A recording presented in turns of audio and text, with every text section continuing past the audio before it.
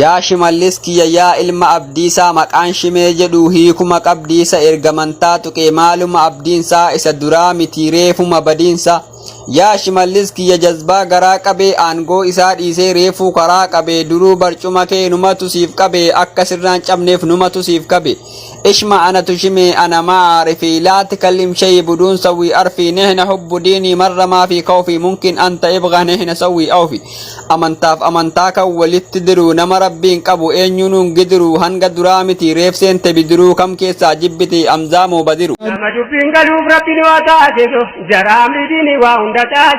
Shira keessaan shiramu gad baasee nutti himee eelee gubaarra teesse na dhageessaa yaa shime abjuu sittiin fakkaatin erga jettee waan dabaa islaamummaa dura situ kishim jedhee caba silaa maal jirtaa miti qaata dhaabeetti duute gaafa guyyaan shee gahu killeen dhagaatti buute simmintoo kee gurguri dhiisi waahii amantii yoo namni si qeeqemmoo maaf boossa akka dubartii hundumtuu sin jaallatu maaf taate ilma raatu garaa kana guddata sangaa waan hunda nyaatu dubbachuun dura yaadduu ofii kee gadi teessee xulxul otuma jettuu ibidda quba keesse.